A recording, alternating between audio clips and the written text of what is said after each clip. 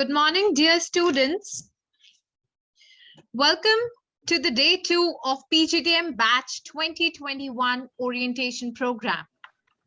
The day today is going to start with the boast of knowledge with another lead lecture, which will be a wonderful experience for those who probably want to become a successful entrepreneur in future. Our guest today is a great exemplar of how an idea shaping life looks like. Let us welcome Mr. Vikas Bagaria, founder and CEO PeeSafe, a serial entrepreneur and a seasoned businessman with more than 24 years of experience in setting up and successfully running a business from the scratch.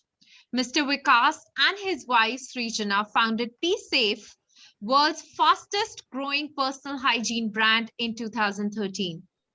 The brand has made its presence in countries and continents such as Bhutan, Nepal, USA, UAE, Uganda, Africa, Qatar, Bangladesh, Sri Lanka, Europe, and UK. Well, majorly, I would say that this brand PeeSafe probably has worked on changing conceptions about women and men hygiene, breaking taboos, and also helping society build a perspective on various parameters which were not spoken about so prominently earlier. So let's get started and understand from the man himself that what does it take to make a change and build such a powerful entrepreneur. So first of all, welcome Mr. Vikas to ABS. Good morning, everyone. Thank you, Professor Garima, for this kind introduction. Good morning to all the students here joining the orientation program of batch 21 and 23. Super excited to be here. I've been asked to address this gathering, August gathering, of course, we are in the month of August as well, how my journey has been, what it takes to be an entrepreneur, what are the challenges. So definitely I'll be talking about a lot of stuff. And if Professor, if it's okay if I speak both English and Hindi, English, will it work? Right?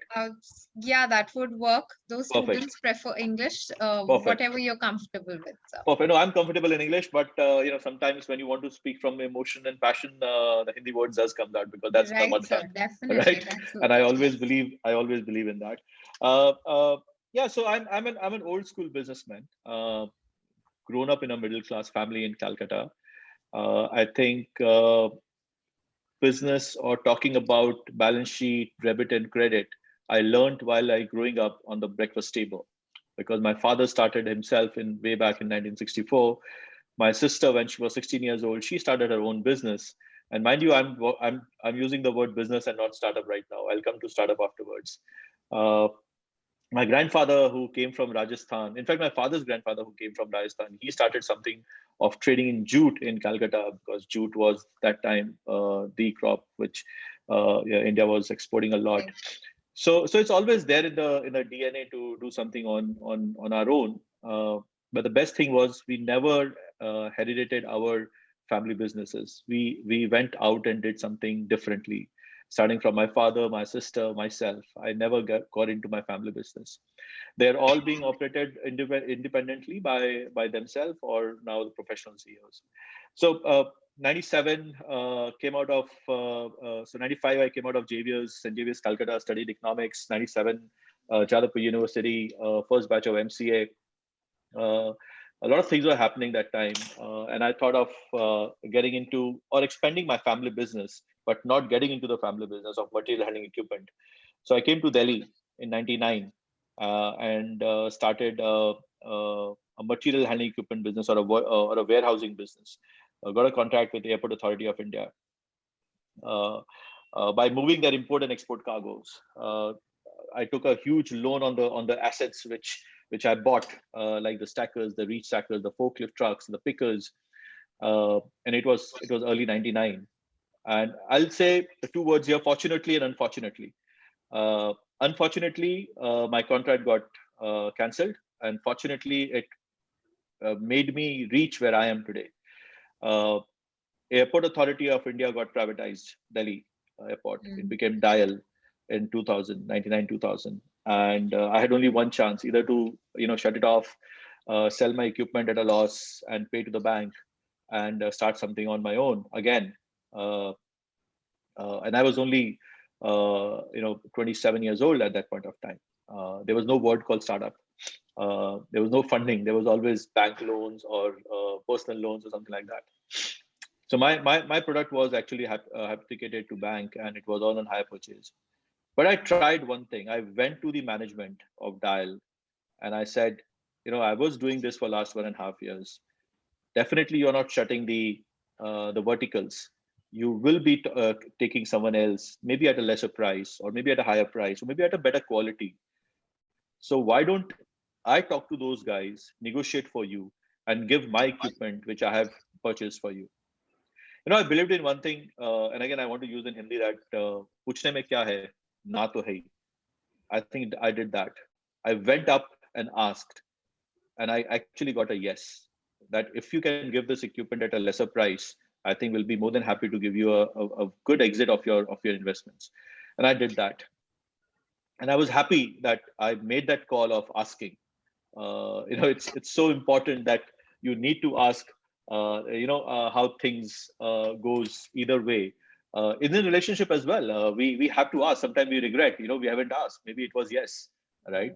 You guys are just building up your career. You maybe go and ask your professors, maybe your job seeker, your employer, but you need to ask something. I did that, and that was the time I still carry forward it, that I always ask. There's always a no. So that was the one learning which I learned at that point of time. And then dot com bursted 2002. Everything was haywire. People were coming back to India, and I got in touch with an American company for conditional based monitoring systems, well ahead of its time. Right?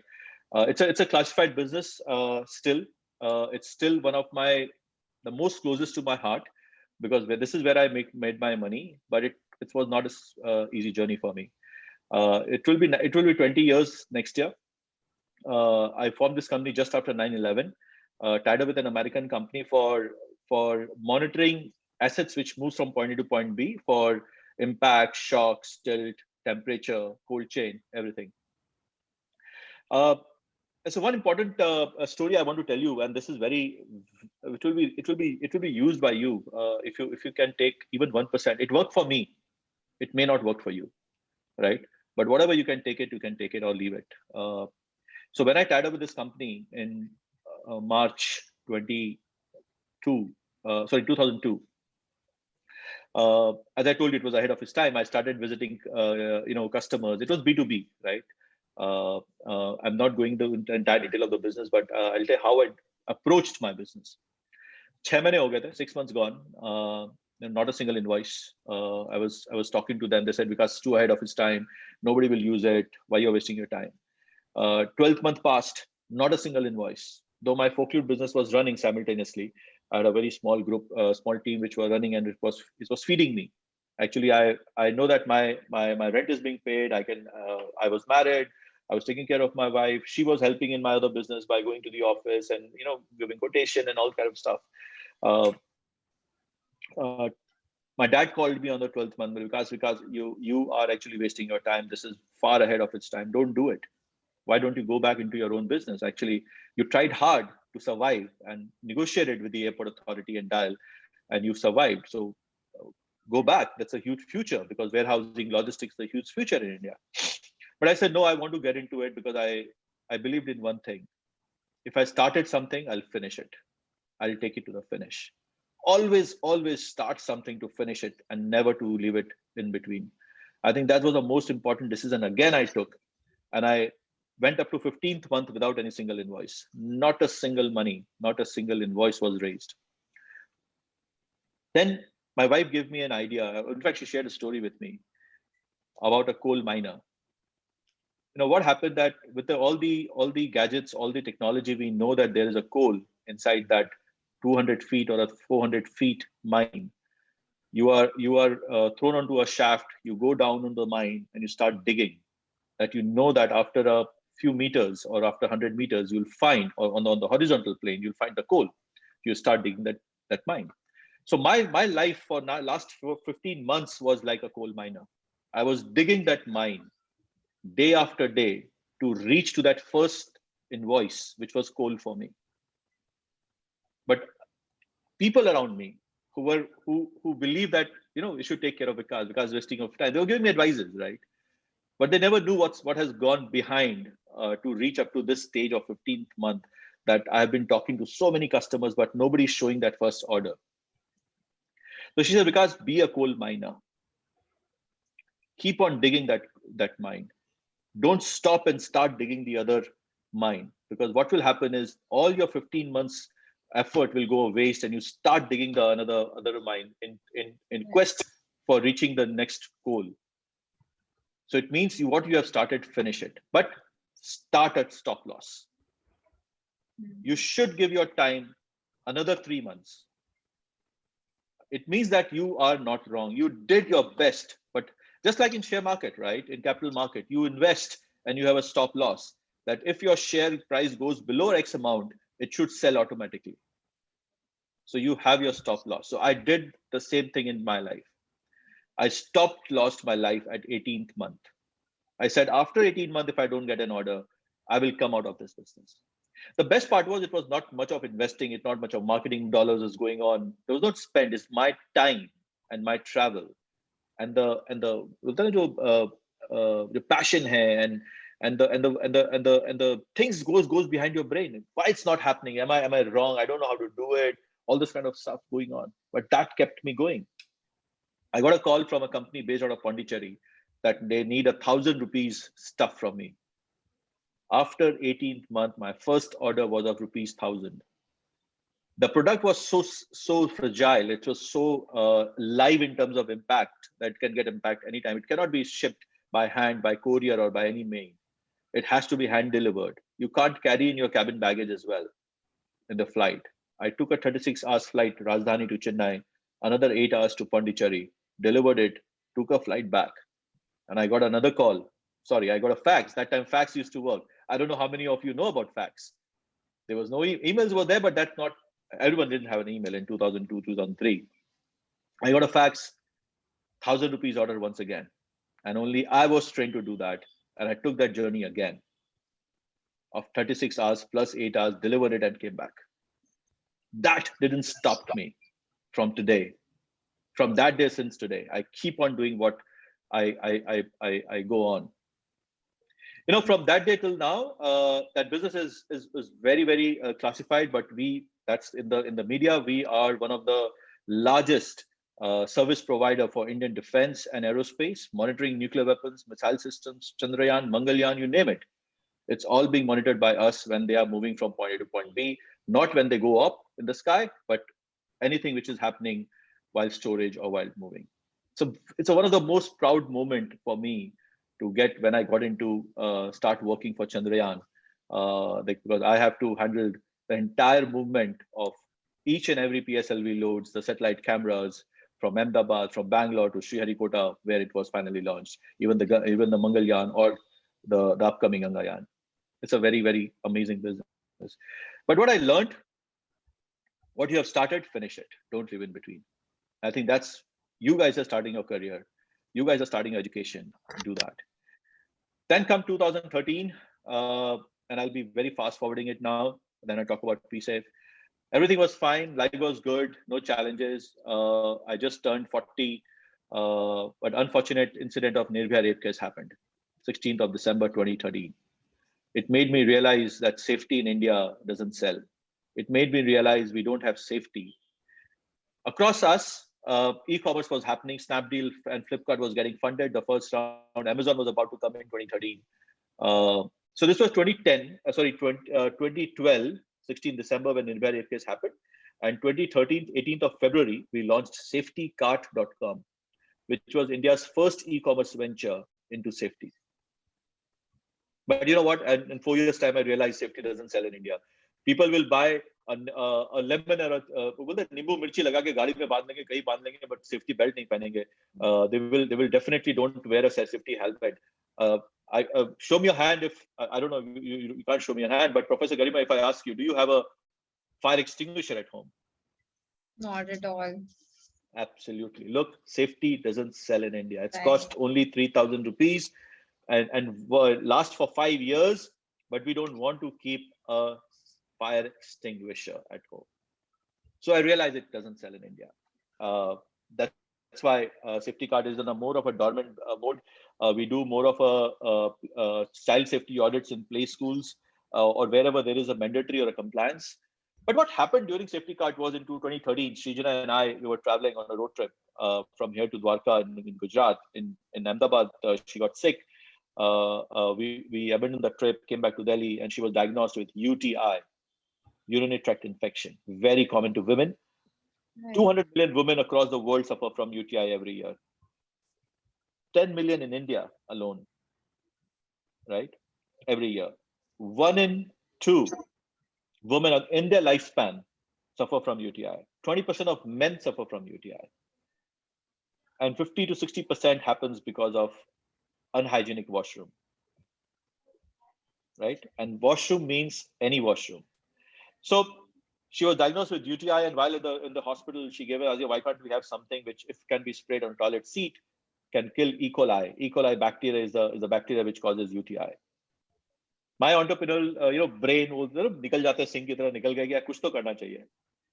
So what I did, I started researching, and I was surprised to find that not a single product in the world is known as toilet seat sanitizer spray. That's where we discovered a toilet seat sanitizer spray, and we name it an idiot-proof name called PeeSafe, pun intended in that.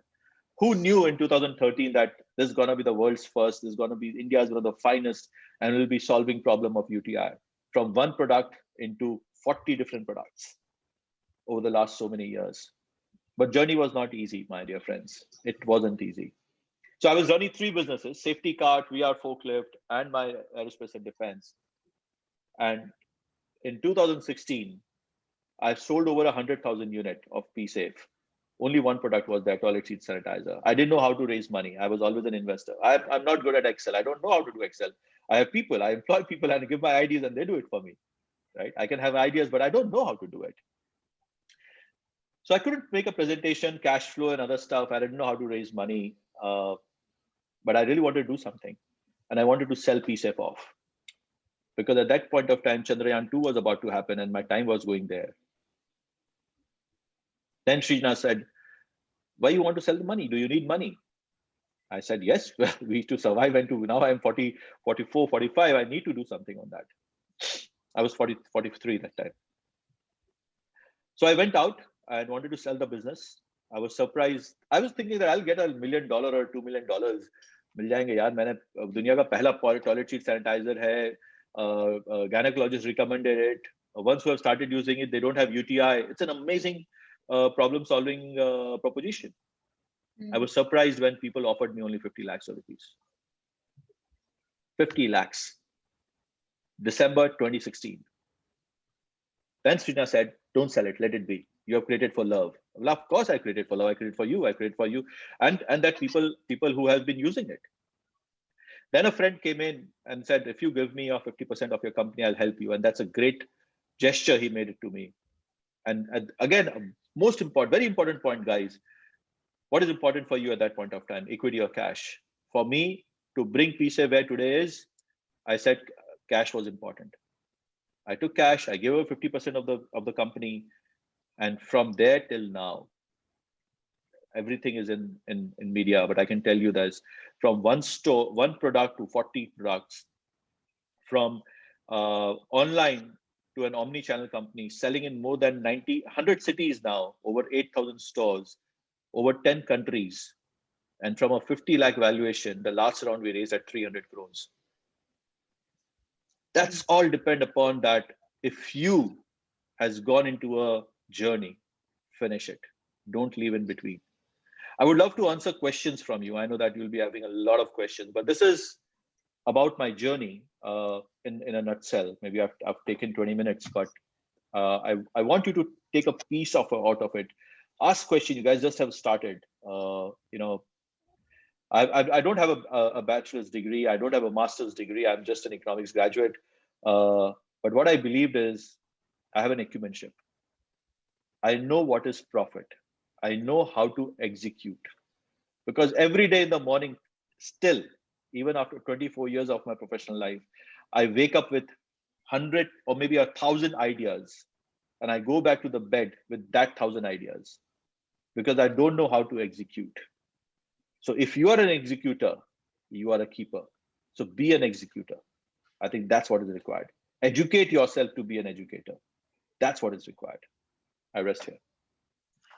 Mr. Vikas, you just mentioned that probably you've taken 20 minutes. I think it was more like a beautiful storytelling for us, that a small idea multifolding to probably you mentioned 300 crores as a turnover. So this was actually an inspiring journey, and not just a great startup idea, which was, a problem solving proposition, but something which was changing the conception of people here, their perceptions and their utility and their awareness towards hygiene. So it's working at, couple of levels, this product, and your journey definitely is very inspiring one. So we have questions here from the students. I hope we can start with the Q&A. Please. Yes. So being a student, how can I prepare myself in case I want to get started with a job in an MNC first? Get a degree first. I think that's most important. Do internships, right? Learn the trick and the trades. Why only MNCs? Why you look for MNC? There are amazing Indian companies, right? There are amazing Indian startups who gives you a wider horizon to learn a lot of stuff. But what is important is you have to prepare what you want to do. You have to believe that every Sunday evening you are excited to be in office on Monday morning. If you can prepare yourself for that, I think no business, no companies will be smaller for you, be it MNC, be it private jobs, be it a Lala job, but you love what you do. So start loving in what you do, start believing in what you do, and get education. I think that's what is required, and learn from people. Yes. Right. So this question has come up from a student live here. What is the most proud thing regarding your company? If you're talking about PeeSafe, it's a couple of things. Because because as a woman, Professor Garima, you also know that UTI is one of the biggest challenges women faces, which is unconditional washroom. So we have played that part of reducing the risk of UTI. We cannot eliminate it, but we have reduced the risk of UTI. Number one. And second is creating employment for my people. I have 200 people who have been working with me, over 100 people who are working with me for the last 4.5 years in PeeSafe, right? And to see them grow from where they have come, right, from fresher to class 4 employees or blue collar jobs to where they are now, I think that's the most proudest moment for me under PeeSafe. Great. So this question says that I want to be an entrepreneur after my course completion, but I have a fear of failure. Please advise me how to work on this, because I feel that probably I should work in the industry first for some years and then start my own business. Is there any right time when I should start and get into entrepreneurship? If I say this is the right time to get started into entrepreneurship, then I may be the god, because there is no such timing, no such day, or no such year when you should start. One fine day you'll get up and say, I want to start, I want to leave everything. That's the right day when you believe in. But to be honest with you, if you ask me, when do you start after your college? I'll say, no, don't do that. If you have money to survive for next 5 years, or 4 years rather, or maybe practically 3 years, that you don't need to worry about where you get your lunch, your dinner, or your rent, or your car bills, or other stuff, your travel bills, start just after the college. Otherwise, go and work, learn, see how people treat others. It's very important in today's generation. And you guys, I must tell you guys, you are all our Gen Zs, and I'm super, super jealous of you guys, because you are the most smartest human being ever walked on this planet. I come from 70s, right? We are Gen X. Professor Garima, you may be millennial or Gen Z, I don't know, but they are more of a researchers. But Gen Zs are explorer, right? So you need to explore first, right? Go for what is required to learn to make yourself a super solid foundation. Then only do something. Because if you start, because you guys have a very short span period in terms of your attention span is very short. Because if you see in the YouTube also, they have made 3 seconds as a one count view. If you've seen a video for 3 seconds, it's counted as one view, right? So you may get bored. You may eject. You may not last 18 months, which I last, because that was 22 decades back. It may not work now. Maybe if I'm today, I may not have lasted two months. So there lot of things changes, but do work for someone, because if you start working for someone, you'll care how, and when you'll start your venture, you'll understand how to treat people. Because if you don't know how to treat people, you won't make a great team. The company, the business is all about team. At one point of time, you will be only an I don't want to use the word. I want to use a word called enabler. A founder or a business head is an enabler who gives opportunity to its team to perform and to make money. I think once you are ready, once you are being an enabler, start your venture. I think, and now it's a good time for these students to start developing at least the people skills, because then half of their problems are solved. How to deal with different kinds of personalities and work in teams effectively or work in groups effectively, because that is what probably businesses would depend upon in future as well. So no, I think Professor Garima, you just took the word out of my mouth. I wanted to use the word people's manager. Yeah. I have hired so many people right from the college in 17, and within 2 months, I asked them to hire 10 years senior to them. Right? Because that's what startup is all about. Then I have someone who just joined after, say, maybe in 2019, and they were made to own the vertical. But the problem came in because they didn't know how to manage people. They always felt intimidated by someone who's far smarter than them, who's just coming in. So that's why you need to be people's manager. For that, you need to work under someone, maybe an internship, maybe somewhere, but try to learn how to take orders and how to give orders. Right. True. That's very important. Definitely. So students, I think, are getting very pepped up. They're sending a lot of questions. This question is from Arunima, and I think this represents the mindset of so many people here, or students. She's asking that how do we set our mind to create a new idea, and how do we get to know if the idea that we're thinking about is worth it or not? Because usually when we think as an amateur, we feel our idea is very creative, but we do not align it well with the market. So how do we get to know if the idea is worth it or not? Aniruma, right? Yes. Okay. Great question. And I think I touched upon a bit when I was talking about my journey, right? Any idea will become success if you know how to execute it. There is no right time, there is no wrong time to start a business, because I saw you also ask when is the right time to start the business. You will come with ideas every day, but at the same time, thousands of people across the world will be thinking about the same idea. So it's a race against time. Whosoever know how to execute it, and his idea will be a successful idea. So I'll only pressure and I'll focus on execution. Then for that, you need to understand a lot of stuff. Ideas will come and go, but if you can stick with the execution, I think that's where you are the winner. That's where you are the different from others. Hope I've answered my question here. Yes. Rohil wants to know that do companies focus on percentile to select the student? Is it monumental to be a topper to get high package salary? Very nice question, and I've always followed something in my life, and I'm very, very successful on that. I've never been a topper. I've never got into admission into any MBA college, any IITs, because I didn't have that marks.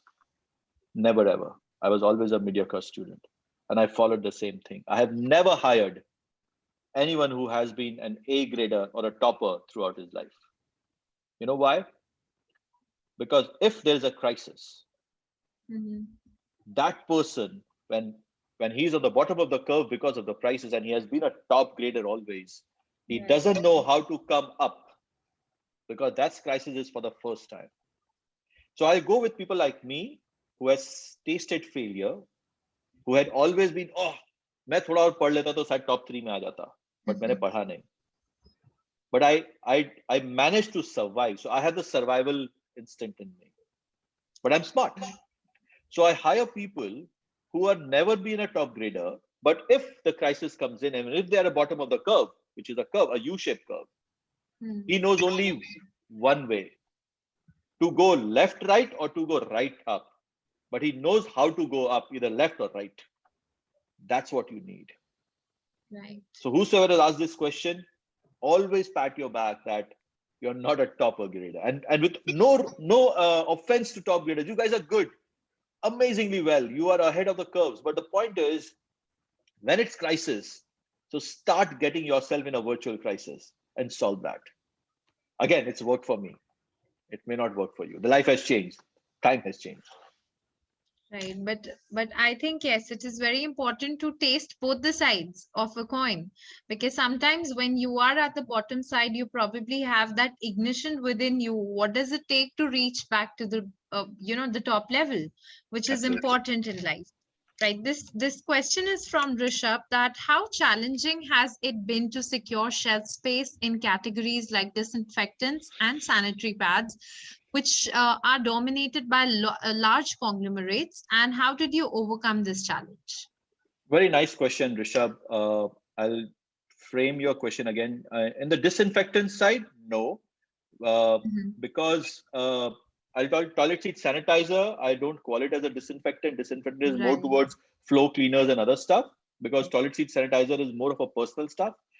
But what we did, it was one of its kind in the world, right? Yes. What we did was we went O2O, online to offline, right? We started showing people product, and we started showing what the company believes in. We were gender positive, body positive, and we were always we were gender equality. We have body positive and sex positive. That's our communication goes in, which the big FMCGs or the large companies never followed that. They only believed in distribution and distribution. What we believed in reaching out to the right audience at right their doorstep. It may be anything, not from distribution. It may be a WH Smith at the airport if they are flying. If you are going to an ambient mall in Delhi, you'll find our bottle in the washrooms, right? If you go to schools, you'll find the bottles in the schools. So start touching those areas. When you start touching those areas, and when you go onto the store, the shelf, you get that premium. And when you talk about sanitary pads is a duopoly business. Johnson & Johnson and P&G, they are the two leaders, control around 85% of the market share. What we bought was innovation. We bought biodegradable pads. Right. We bought organic pads, organic cotton, which is a premium, which costs 30 rupees per pads. People say, are you crazy? Who's going to buy a 30 rupees pad in India where 37% is the penetration? I said, okay. I asked 10 girls whom I didn't know. I was in one of the seminar like this. I said, what's your income? Maybe around 18 lakhs rupees per year. They said, of course, we are in that bracket, because they were all IIMs, Ivy Leagues, other stuff. Of course, a couple of years, they may get that kind of money. Okay. For a year supply, do you consider sustainability a thing? Do you still drink with plastic bottle? Do you throw things? Well, no. Okay, what about spending 3,000 rupees for your menstrual hygiene for the entire year and for the planet? Oh, 3,000 rupees for the year. Super. That's what I'm charging you. 30 rupees was expensive, 3,000 rupees was not. Right. So this is marketing. You have to make them believe. I think those things actually helped me to talk to those big retail chain also. Because when I was selling it to the owner or the category manager who wants to keep it. And then of course on the social media, we are one of the celebrated brand in terms of how we talk about ourselves. Right. So that really helped us. Probably this also gives us a key highlight that for a startup, it is more important to sell your concept to the people first instead of selling the product or the service. If they believe in the concept and its utility, then automatically the business starts generating. Absolutely. I always believe your biggest investor is your consumer. Right. If you're unit positive by selling products, I think you have everything in you. If your customers start paying you, you don't need your investor, because investors' money is for marketing and burning. And to be honest with you, yes. So there's very interesting question from Gunika here. Knowing what you know now, is there anything you would have done differently when you were first starting out? If you're talking about PeeSafe, yes. Uh, I would have gone more aggressively in developing product way before of its time, because in 2017 we formed Redcliffe Hygiene, gave over 50% of a company to someone, and we were only doing toilet seat sanitizer spray.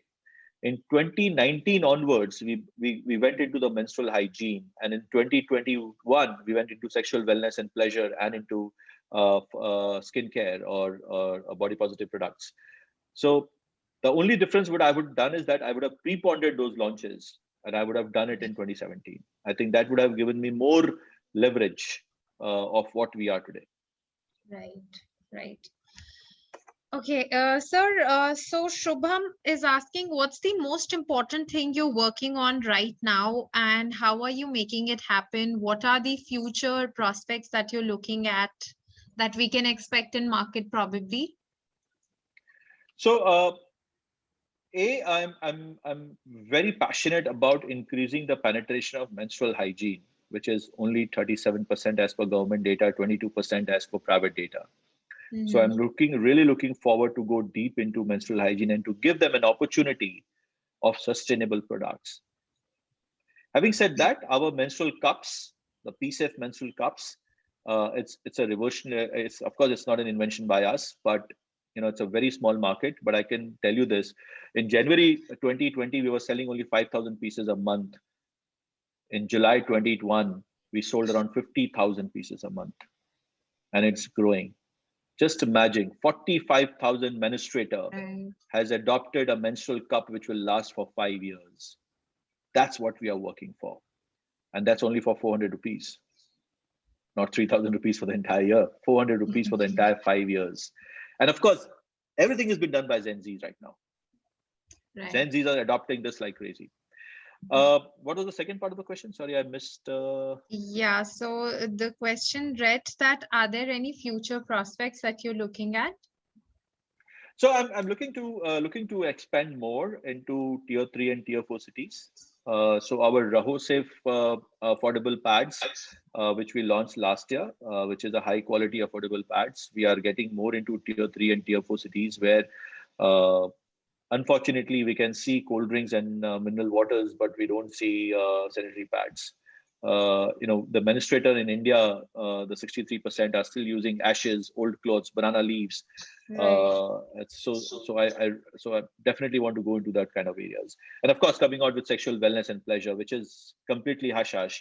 And then thanks to you guys, Gen Zs, you have been so open, and you're adopting the sexual wellness and pleasure products so openly.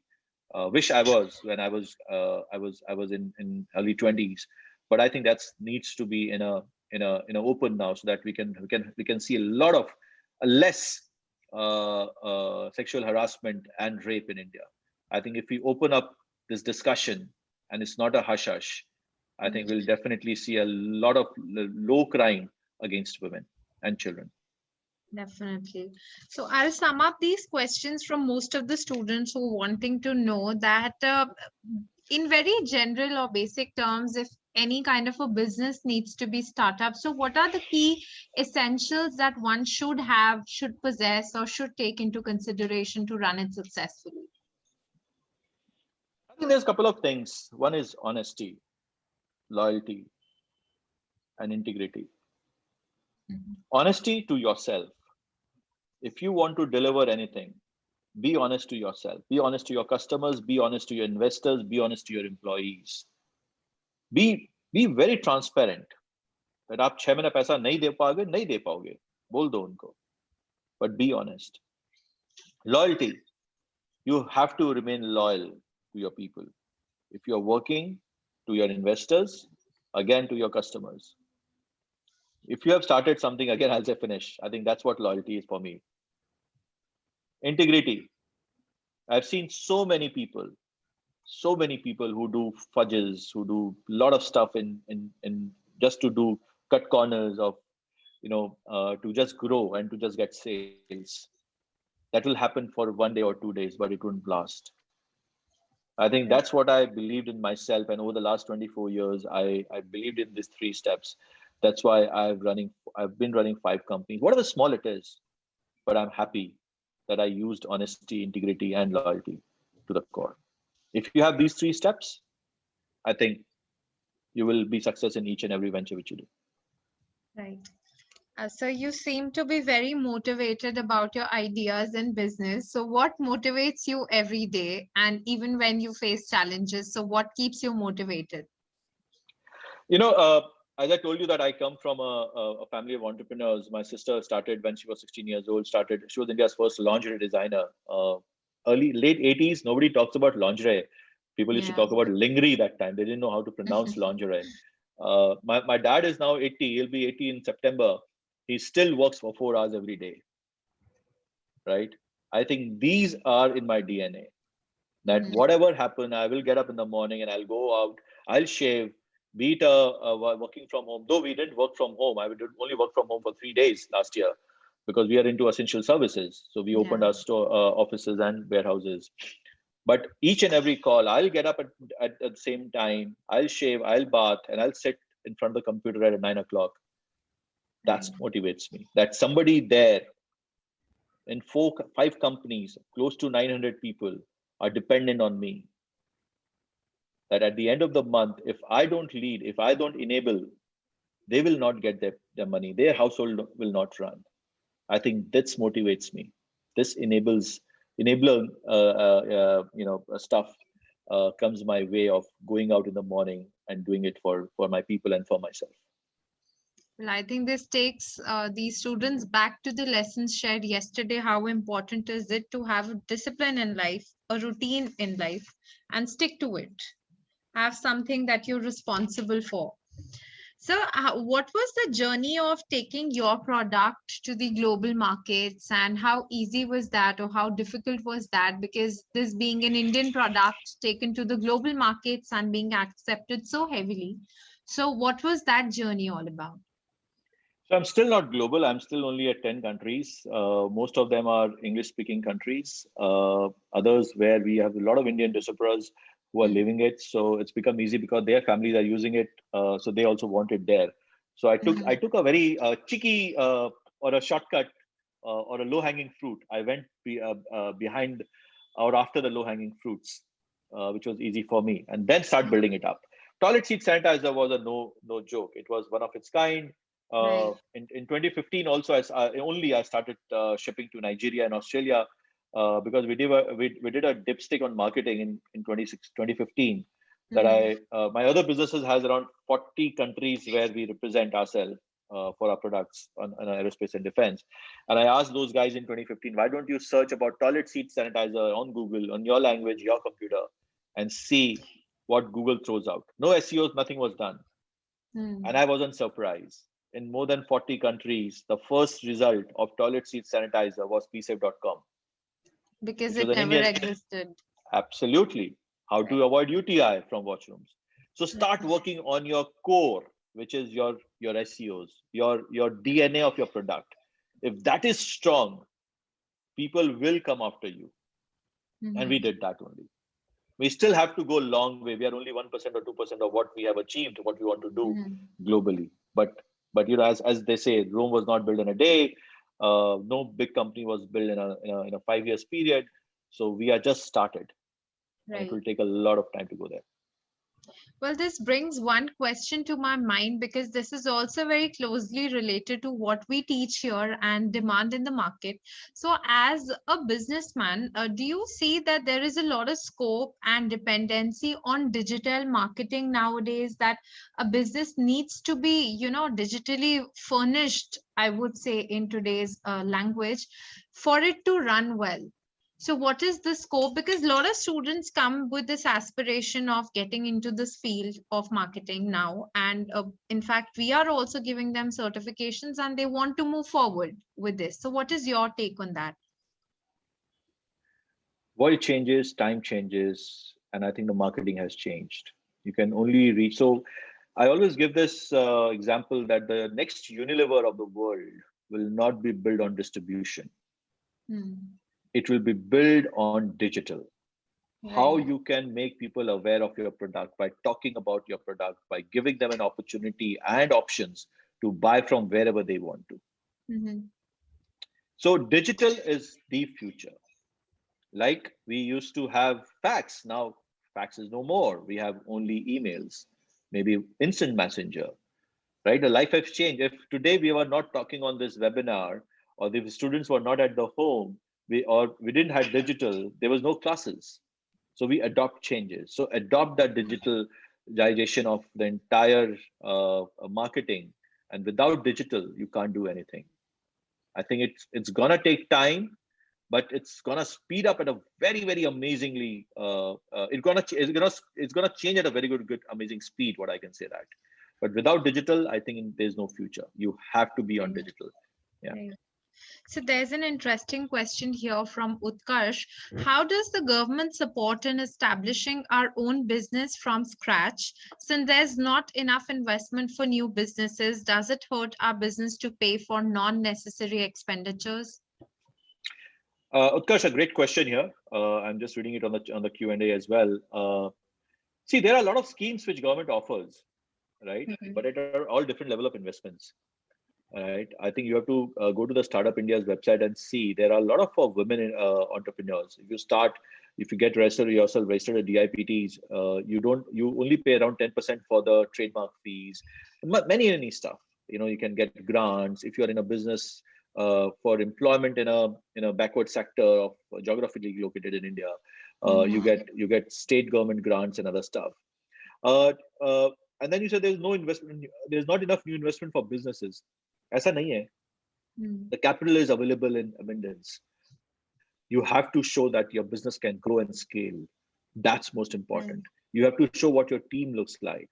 You have to show your passionation, your passion, that how you can achieve those kind of businesses. But only don't start a business because you want to raise funding. Never ever do that, guys. I want to repeat this. Never ever become an entrepreneur because you want to raise funding. Only 1% of the companies get funding beyond seed. Only 1% of the company get funding beyond seed. I can tell you this, or beyond angel investment, rather. Yeah, angel investment. So Yeah. don't start a company just because you want to raise the funding. And about your business for non-necessary expenditures, there are nothing as called non-necessary expenditures. You will never burn money. I think every expenditures are necessary expenditures. You have to take a call when you want to do it and how much you want to do it. Right. Great. So, what are the major competitors of PeeSafe in India, as well as globally? What makes you different from your competition now? So, earlier we know that there were no competitors. Do we have competitors now for this product? If there was no competition, then of course again I would have said I'm the biggest man in the universe. Monopoly.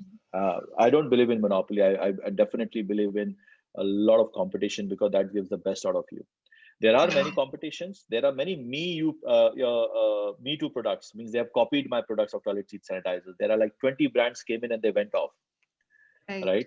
But in a vertical which I am into. So my vertical is divided into 5 different categories. Toilet hygiene, which is the toilet sheet sanitizer spray. Menstrual hygiene, we have 4 different type of products which we offer, sustainable, and we call bleed your way. Select either a Right. pad or a tampon or a cup or a reusable pad. Then we are into maternity care, right? For all the young mothers, right? And then we have just ventured into sexual wellness and sexual pleasure, right? Mhm. And then, of course, onto the female grooming and skincare and body care.